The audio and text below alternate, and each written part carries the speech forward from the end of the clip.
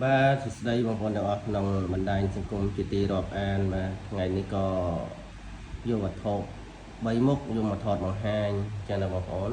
បាទជារបស់ចាស់ទេបងប្អូននេះគឺជាខ្នាយវល្លិបាទខ្នាយវល្លិនេះគឺបានមកពីលោកតានៅខេត្តកញ្ចេះឈ្មោះលោកតាផងទុយបាទខ្នាយវល្លិនេះគឺបានមកទល់ឥឡូវនេះវាចូល2ចំនួន3ចំនួនហើយខណៈនេះតាំងពីចំនួនឪពុករបស់លោកតាហើយលោកតាអាយុ90ឆ្នាំលោកតាក៏ស្លាប់ទៅអញ្ចឹងបងប្អូនហើយខ្ញុំក៏បានចែកពីចៅមកទៀតណាអានេះអក្សរ C ណាបងប្អូននេះអានេះវាសឹកដោយសារវាជ្រុះមួយឈ្មោះជាមួយនឹង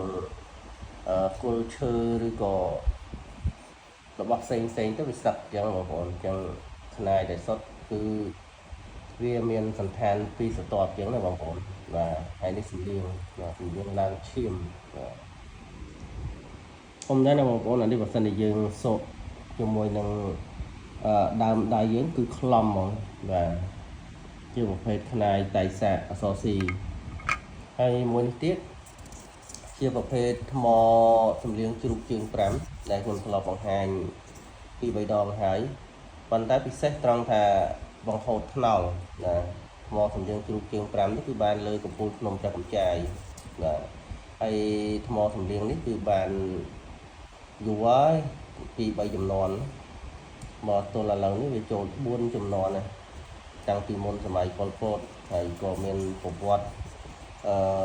អស្ចារ្យដែលគេធ្លាប់ជួបដែរអញ្ចឹងណាបងប្អូនបាទឥឡូវនេះក៏ដាក់ថតបង្ហាញទៅលោកបងប្អូនមាននិស្ស័យបងប្អូនស្រឡាញ់ខ្នាយវល្លិនេះឬក៏ថ្មសំលៀងជ្រូកជើង5បង្ហូតថ្នល់នេះបាទតាក់ទងតាម Telegram 070 911 999ចា៎បងប្អូនបាទដោយអត់បច្ច័យដែរក៏ដាក់ចែកជាវទៅបើសិនជាបងប្អូនមាននិស្ស័យក៏ចែកជាវទៀតចឹងណាបងប្អូនបាទសូមអរគុណសូមជម្រាបលា